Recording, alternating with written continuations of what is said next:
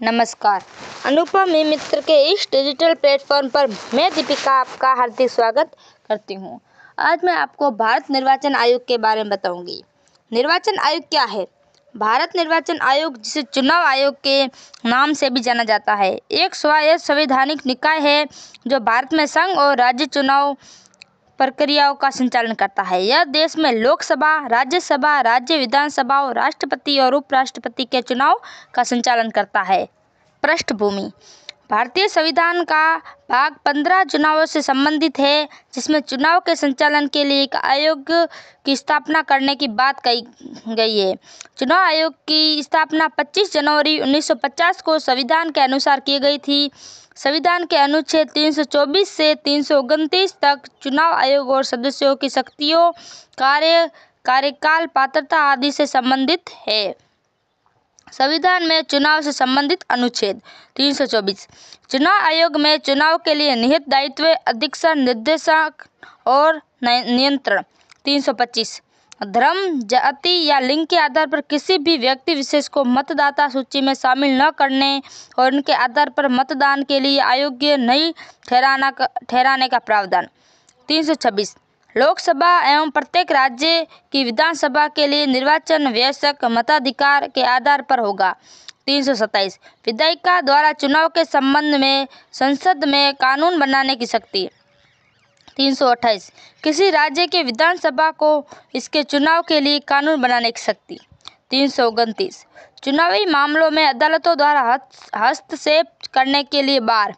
निर्वाचन आयोग की संरचना: निर्वाचन आयोग में मूलतः केवल एक चुनाव आयुक्त का प्रावधान था, लेकिन राष्ट्रपति की एक अधिसूचना के जरिए 16 अक्टूबर 1989 को इसे 3 सदस्यीय बना दिया गया। इसके बाद कुछ समय के लिए इसे एक सदस्यीय आयोग बना दिया गया और 1 अक्टूबर 1993 को इसका 3 सदस्यीय आयोग वाला स्वरूप फिर से बहाल कर दिया गया।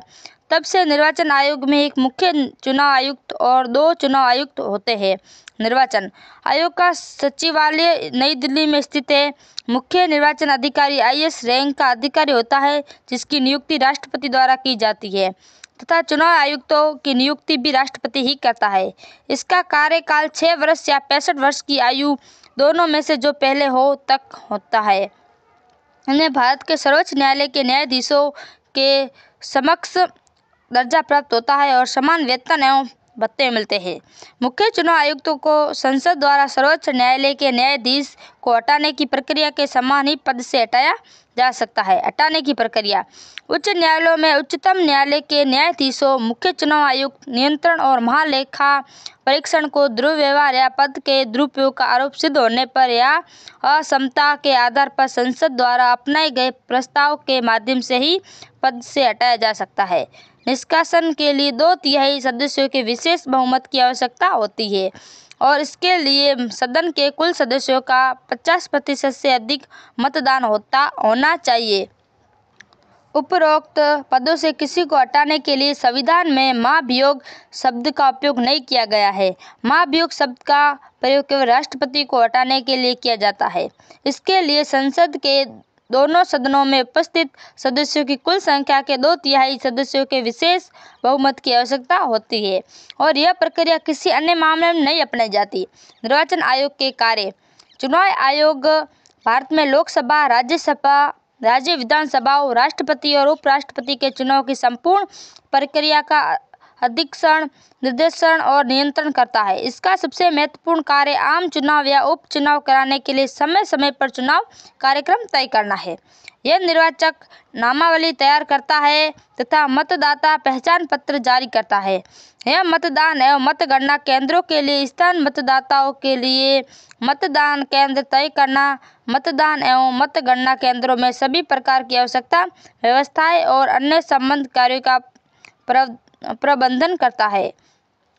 यह राजनीतिक दलों को मान्यता प्रदान करता है और उनसे संबंधित विवादों को निपटाने के साथ ही उन्हें चुनाव चिन्ह आवंटित करता है।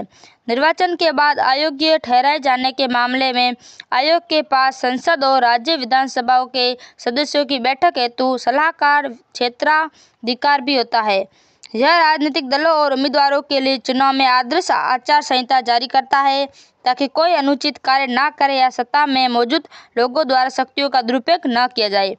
यह सभी राजनीतिक दलों के लिए प्रति उम्मीदवार चुनाव अभियान खर्च की सीमा निर्धारित करता है और इसकी निगरानी भी करता है। भारत निर्वाचन आयोग का महत्व। यह वर्ष 1952 से राष्ट्रीय और राज्य स्तर के चुनाव का सफलतापूर्वक संचालन कर रहा है। मतदान में लोगों की अधिक भागीदारी सुनिश्चित करने के लिए सक्रिय भूमिका निभाता है। राजनीतिक दलों को अनुशासित करने का कार्य करता है, संविधान में निहित मूल्यों को मानता है और अर्थात चुनाव में समानता, निष्पक्षता, स्वतंत्रता स्थापित करता है। विश्वसनीयता, निष्पक्षता, पारदर्शिता, अखंडता, जवाबदेही, स्वायत्तता और कुशलता के उच्चतम स्तर के साथ चुनाव आयोजित संचालित करता है। मतदाता केंद्रित और मतदाता अनुकूल वातावरण की चुनावी प्रक्रिया में सभी पात्र नागरिकों की भागीदारी सुनिश्चित करता है। चुनावी प्रक्रिया में राजनीतिक दलों और सभी हितधारकों के साथ संलग्न रहता है। हितधारकों, मतदाताओं, राजनीतिक दलों, चुनाव अधिकारियों, उम्मीदवारों के बीच चुनावी प्रक्रिया और चुनावी शासन के बारे में जागरूकता पैदा करता है तथा देश की चुनाव प्रणाली के प्रति लोगों का विश्वास बढ़ाने और उसे मजबूती प्रदान करने का कार्य करता है। चुनावी सुधारों पर निर्वाचन आयोग की सिफारिशें।